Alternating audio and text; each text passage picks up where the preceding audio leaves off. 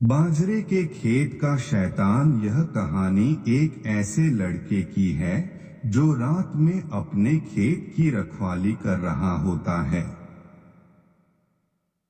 जहां उसका सामना एक शैतान डीमन से हो जाता है।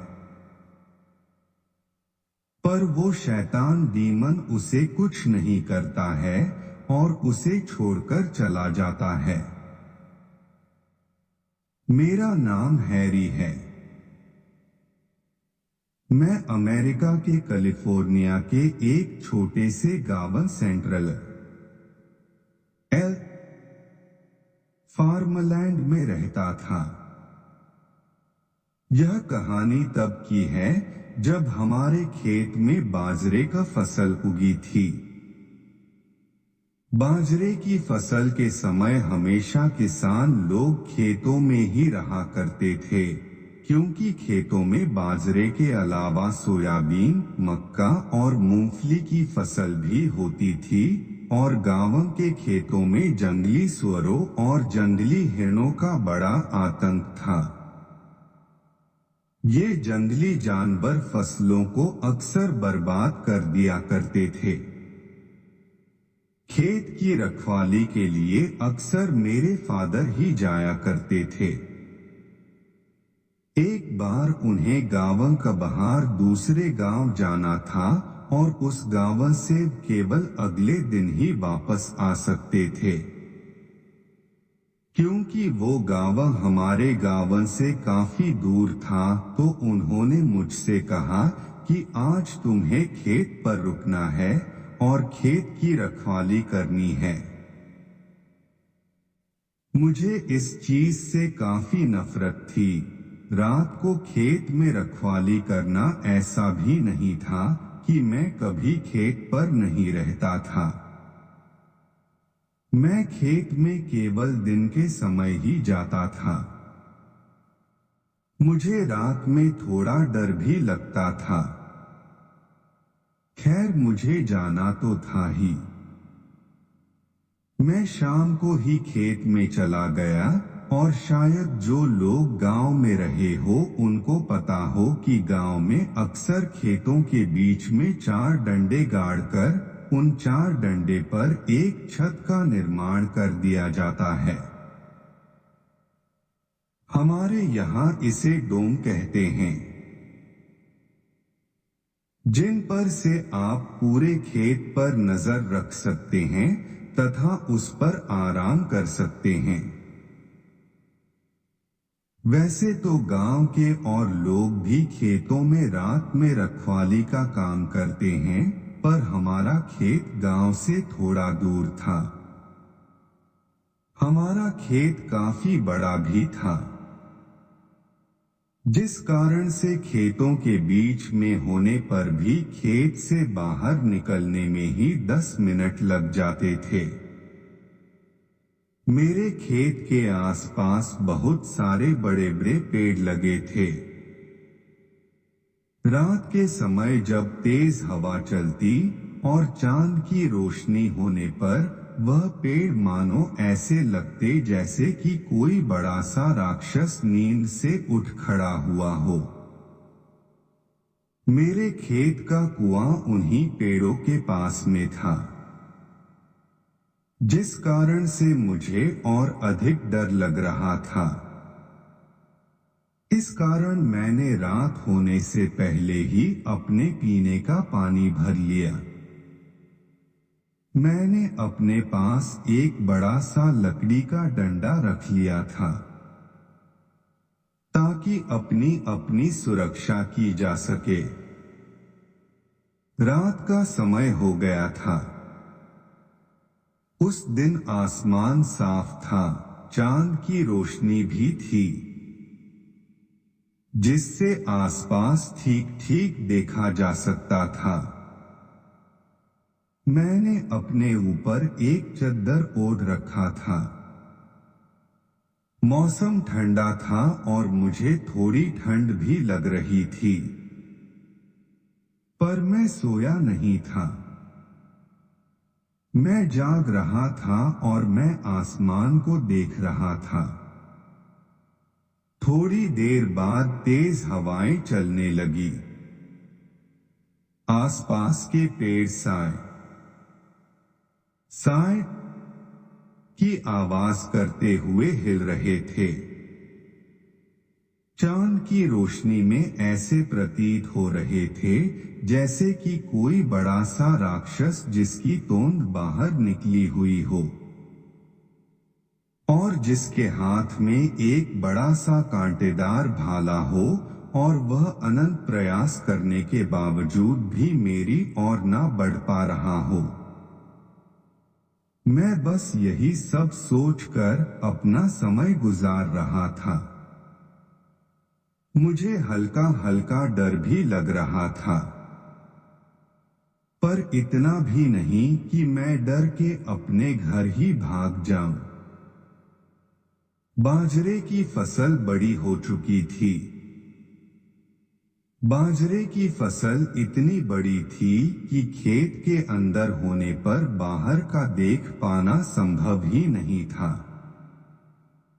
मैं खड़ा हुआ और खेत के बीचों बीच बने अपने डोम से पूरे खेत को देखने लगा।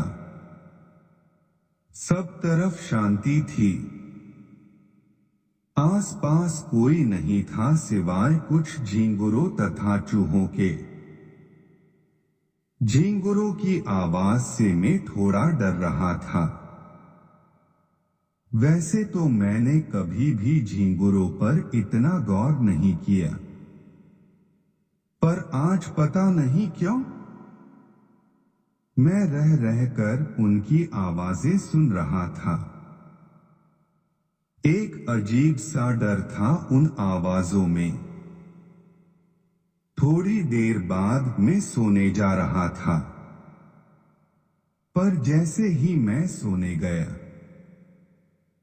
मुझे थोड़ी दूर बाजरे के खेतों में से के हिलने की आवाज आने लगी। मैंने अपना डंडा उठाया और डोम से नीचे उतर के उस ओर जाने लगा। मुझे पता था कि यह जरूर जंगली सुअर या फिर जंगली हिरण होगा जो पास ही के जंगल में से यहाँ आया है।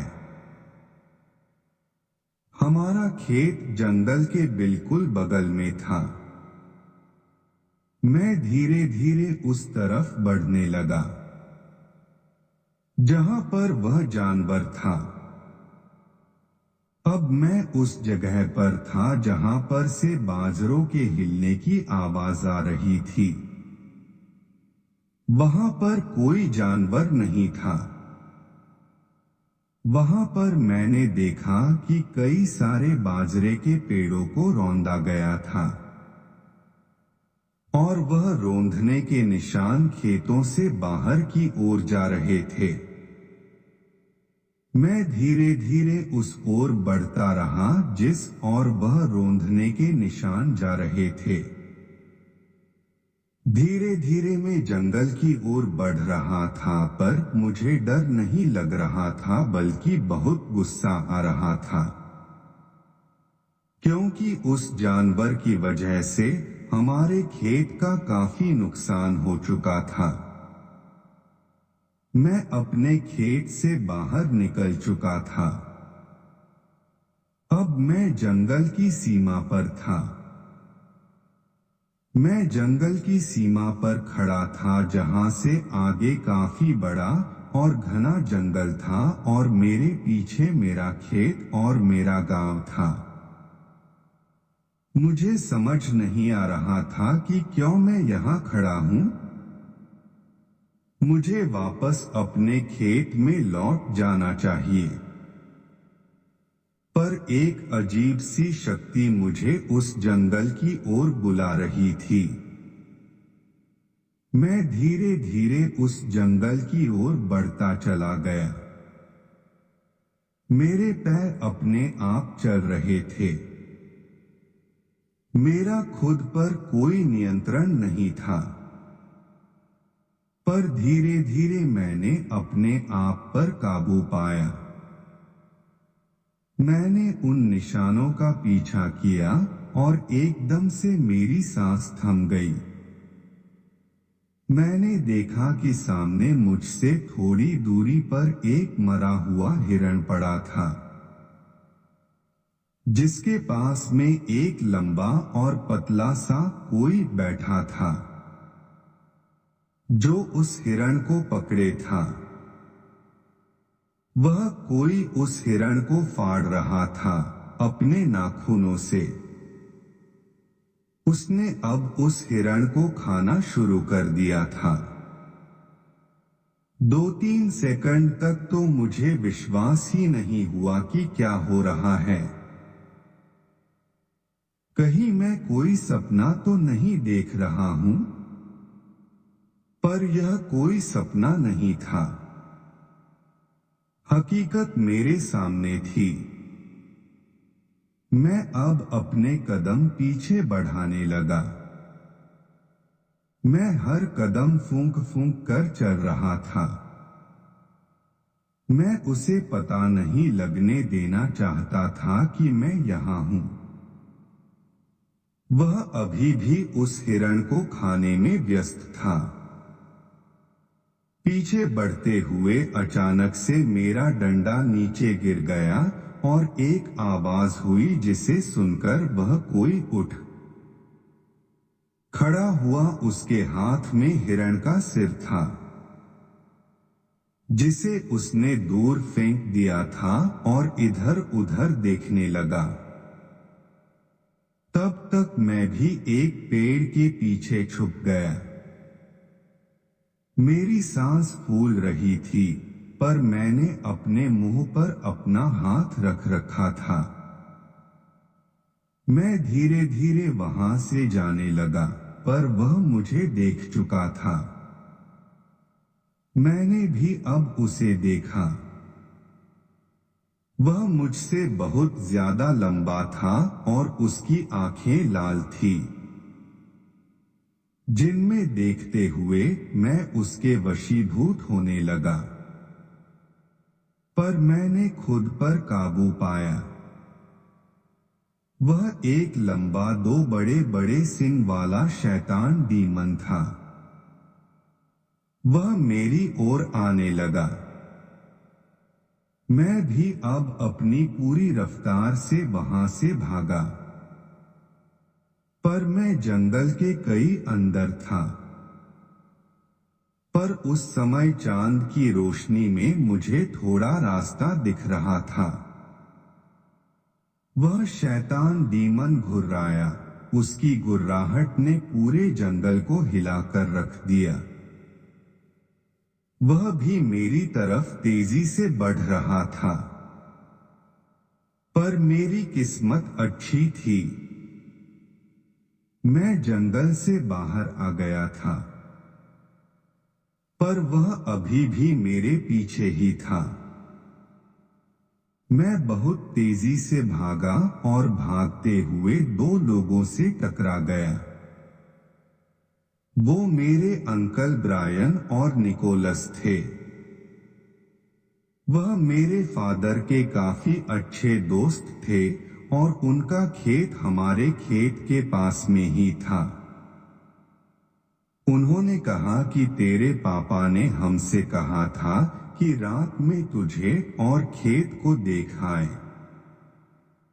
पर तू इतना हाफ क्यों रहा है? और तू कहां से भाग कर आ रहा है? मैंने पीछे मुड़कर देखा, वहां कोई नहीं था।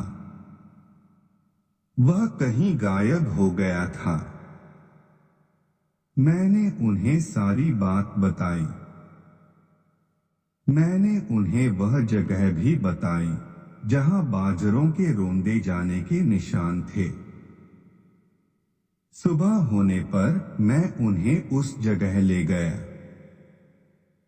जहां पिछली रात मैंने उसे शैतान डीमन को देखा था। वहां पर हिरण का मृत शरीर पड़ा था। गांव वालों ने मुझसे कहा कि देखो, शायद वह कोई जंगली जानवर था। भेड़िया होगा जिसने इस हिरण को मारा है। तुमने रात में उस जानवर को देखा होगा। मैं जानता था कि वह लोग मेरी बातों पर विश्वास नहीं करेंगे, पर जो मैंने देखा था वह एकदम सही था। भी गांव वाले वहां से जाने लगे। मैं भी उनके पीछे गांव वापस जा रहा था। वह लोग मुझसे थोड़ा आगे निकल गए थे। मुझे तभी एक हल्का सा हवा का झोंका छूकर निकल गया। उस झोंके में मैंने उसी रात वाले डर का अनुभव किया। मैं तेजी से भागकर गांव वालों के साथ शामिल हो गया। मुझे नहीं पता वो कौन था और वो कहां चला गया, पर वो चाहता तो मुझे बड़ी आसानी से मार या नुकसान पहुंचा सकता था। पर उसने ऐसा नहीं किया। शायद वो बस मुझे डरा के उस जंगल से दूर रखना चाहता था। शायद उसे जंगल में लोगों का दखल देना पसंद नहीं था।